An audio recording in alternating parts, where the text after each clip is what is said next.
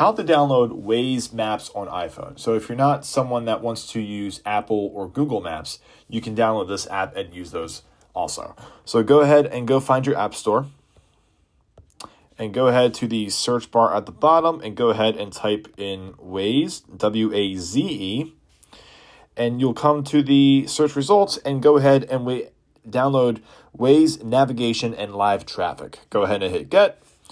And it might ask you for your Face ID. Double click to install.